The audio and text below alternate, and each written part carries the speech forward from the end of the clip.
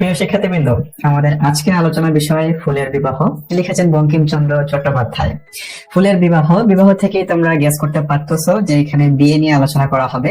বিয়ে আমাদের সবার জীবনে অনেক আনন্দ নিয়ে আসে, সেই সাথে বিয়ের সাথে অনেক মানুষের সম্পৃক্ততা থাকে। তো বঙ্কিমচন্দ্র চট্টোপাধ্যায় কি করলেন, তিনি বিয়ের অনুষ্ঠান এবং বিভিন্ন মানুষ, আচার অনুষ্ঠান এসব কিছু পরিবর্তে ফুলের নাম ব্যবহার করলেন, যা গল্পটিকে করে তুললো কিন্তু আরো আনন্দময়। কিন্তু আমাদের এই বর্তমান জেনারেশন তাদের জন্য একটু কঠিন করে ফেললেন, কারণ এই বর্তমান জেনারেশনের মানুষজন কবি সে ভাব বুঝতে ব্যর্থ।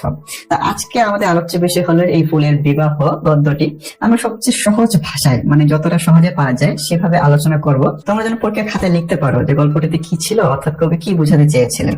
তো চলো দেরি না করে শুরু করি আমাদের আজকের আলোচনাটি। গল্পে শুরু করবেই আমরা যদি একটু চরিত্রগুলো নিয়ে আলোচনা করি, তবে কয়েকটা চরিত্র রয়েছে যাদের অবদান গল্পে একটু বেশি। যেমন এখানে কবির অবদান অনেক বেশি গল্পে, অর্থাৎ পুরো গল্পটাই কবির কল্পনা। তো আমরা কবিকে একটা চরিত্র হিসেবে কল্পনা করতে পারি। দ্বিতীয় যে চরিত্র সেটা হলো মল্লিকা ফুল, অর্থাৎ ফুলের বিয়ে, অর্থাৎ এখানে মল্লিকা ফুলের বিয়ে নেই পুরো গল্পটা। 3 নম্বরে আমরা আরেকটা চরিত্র দেখতে পারি, তিনি হলেন ঘটক, অর্থাৎ কবি ভ্রমরকে ঘটক হিসেবে কল্পনা করেছেন। আরো কিছু চরিত্র দেখতে পারি আমরা, যেমন গোলাপ ফুল এবং কুসুম। আচ্ছা, এই সকল চরিত্র ছাড়াও আরো অনেক চরিত্র রয়েছে এই গল্পটিতে। তো চলো আমরা একটু গল্পটি শুরু করি। আস্তে আস্তে সব চরিত্রগুলোই আমাদের সামনে খুব ইজি হয়ে উঠবে। গল্পের শুরুতেই কবি বলে ওঠেন, বৈশাখ মাস হলো বিবাহের মাস। কবি পহেলা বৈশাখে নসিবাবুর বাগানে বসে একটি বিবাহ দেখতেছিলেন। বিবাহ? কার বিবাহ? আর কারো নয়, সেটি হলো মল্লিকা ফুলের বিবাহ। মল্লিকা ফুলের বাবা খুব একটা বড়লোক না, সেই সাথে তার আরো অনেকগুলো বোন আছে যাদের এখনো বিয়ে দেওয়া বাকি। ঠিক এ কথাটিকেই কবি তুলনা করেছেন মল্লিকা ফুলের গাছের ছোট আকৃতি এবং গাছের যে অনেকগুলো কলি আছে তার সঙ্গে। অর্থাৎ যে গাছটাকে কবি তুলনা করেছেন পিতার সাথে, এবং গাছের যতগুলো ফুল সেই ফুলগুলোকে কবি তুলনা করেছেন তার মেয়ে হিসাবে। তো সবগুলো মেয়ের মধ্যে মল্লিকা ফুলও কিন্তু তার একটা মেয়ে। তো তারই বিবাহের কথা চলতেছে। বিবাহের জন্য অনেকের সাথেই কথা হচ্ছিল, কিন্তু কোনোটাই স্থির হয়নি। উদ্যানের রাজা স্থলপদ্মের সাথে কবি মল্লিকার বিয়ে দিতে চেয়েছিলেন, কিন্তু সে অনেক বড় ঘরের, তাই সে মল্লিকাকে বিয়ে করতে চাইল না।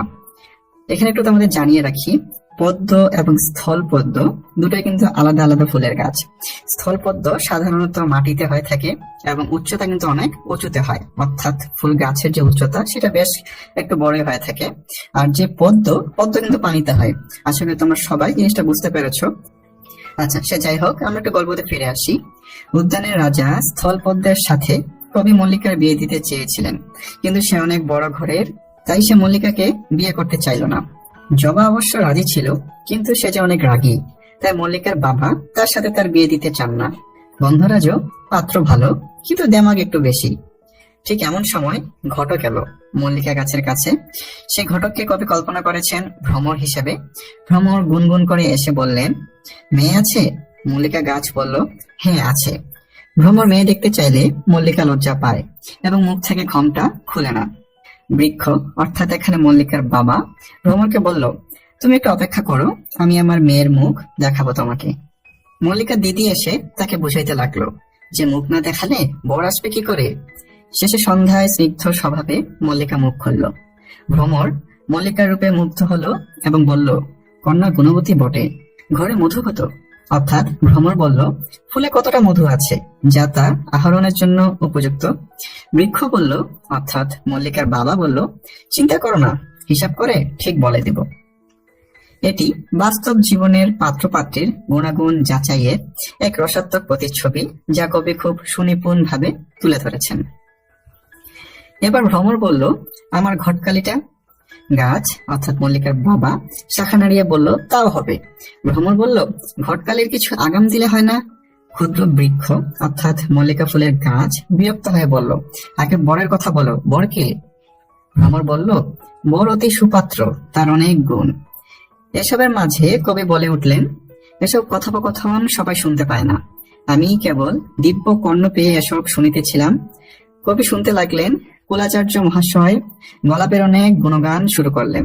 আচ্ছা, একটু বলে রাখি, এখানে গোলাপ অর্থাৎ মল্লিকা ফুলের বর হলো কিন্তু এখানে গোলাপ, ঠিক আছে। তো কুলাচার্য মহাশয় গোলাপের অনেক সুনাম করতেছিলেন। যাই হোক, ভ্রমর সম্বন্ধ স্থির করলো, অর্থাৎ মল্লিকা ফুলের সাথে গোলাপের বিবাহ ভ্রমর স্থির করলো এবং ভ করে উড়ে গিয়ে গোলাপের বাড়িতে খবর দিল। বিয়ের কথা শুনে গোলাপ তো মহা খুশি। মেয়ের বয়স কত? ভ্রমর বলল, আজকালই ফুটবে। বিবাহের সময় প্রায় উপস্থিত। গোলাপ বিয়েতে যাওয়ার প্রস্তুতি নিতে লাগলো। অনেক বরযাত্রী যেতে শুরু করলো। জবা, করবী, সেউতি, চাপা, গন্ধরাজ সহ আরো অনেক বরযাত্রী এসেছিল। সেই সাথে পিঁপড়ারাও এসেছিল বিয়েতে ঝামেলা করতে। প্রতিটা বিয়েতেই কেউ না কেউ থাকে ঝামেলা করার জন্য, সেরকম পিঁপড়ারাও এখানে ঝামেলা করতে এসেছিল। এরপর কবি বলে ওঠেন, তারও সেখানে দাওয়াত ছিল, অর্থাৎ মল্লিকা ফুলের বিয়েতে কবিরও দাওয়াত ছিল। তিনি গেলেন, গিয়ে দেখেন বরের বড় বিপদ। বরযাত্রীকে মল্লিকাপুরে নিয়ে যাওয়ার দায়িত্ব নিয়েছিল কিন্তু বাতাস, কিন্তু কাজের সময় সে কোথায় লুকাইছে কে জানে। কবি বরযাত্রীর সবাইকে তুলে নিয়ে মল্লিকাপুরে নিয়ে গেল। সেখানে গিয়ে কবি দেখলো বিরাট আয়োজন। যুথি, মালতী, বকুল, রজনীগন্ধা সহ আরো অনেকে কবিকে বরণ করলো। পুরোহিত উপস্থিত। নসিবাবুর কন্যা সহিসুতা নিয়ে দাঁড়িয়ে আছে। পুরোহিত বিয়ে শেষ করে দুইজনকেই এক সূত্রে গেঁথে গাঁটছাড়া বেঁধে দিলেন। তারপর বরকে বাসর ঘরে নিয়ে গেল। অনেক সুন্দরী বরকে ঘিরে বসলো। অনেক হাসি ঠাট্টা হলো সেখানে। কবির কল্পনা যেন এখানেই শেষ হলো। এরই মধ্যে আরো একটি নতুন চরিত্রের আবির্ভাব। তার নাম হলো কুসুম। কুসুম কবিকে বলল, ওঠো না, কি করতেছো? কবি বলল, আমি বিয়ে দিচ্ছিলাম। কুসুম কবির কাছে ঘেঁষে এসে জিজ্ঞাসা করলো, কার বিয়ে কাকা? কবি বলল, ফুলের বিয়ে। কুসুম বলল, ও পড়া কপাল, ফুলের? দেখো, আমিও ফুলের বিয়ে দিয়েছি। কবি বলল, কই? কুসুম বলল, এই যে দেখো মালা গেঁথেছি। কবি দেখলো সেই মালায় তার বর ও কন্যাও রয়েছেন, অর্থাৎ গোলাপ এবং মল্লিকা ফুল উভয়ই রয়েছেন। ঠিক এভাবেই সমাপ্তি ঘটে ফুলের বিবাহ, সুন্দর একটি গল্পের, যেখানে কবি প্রকৃতিকে বাস্তব জীবনে উপস্থাপনের অসাধারণ দক্ষতা পরিচয় দিয়েছেন। তার এই রচনাভঙ্গি ও সাহিত্যবোধ বাংলা গদ্য সমাজ বিকাশের ক্ষেত্রে গুরুত্বপূর্ণ ভূমিকা রাখে। ফুলের বিবাহ গদ্যটি কৌতূহলী ও পর্যবেক্ষণশীল দৃষ্টিভঙ্গি তৈরি করতে সহায়ক। আশা করি পুরো গল্পটাই তোমরা বুঝতে পেরেছো, এবং যদি বুঝতে পেরে থাকো তোমরা কাইন্ডলি একটু কমেন্ট করে জানাবে যে আমাদের এই আয়োজন তোমাদের কেমন লাগতেছে। দেখা হবে নতুন কোনো গদ্য অথবা পদ্যের আলোচনায়। সেই পর্যন্তই ভালো থাকো, সুস্থ থাকো। আল্লাহ হাফেজ।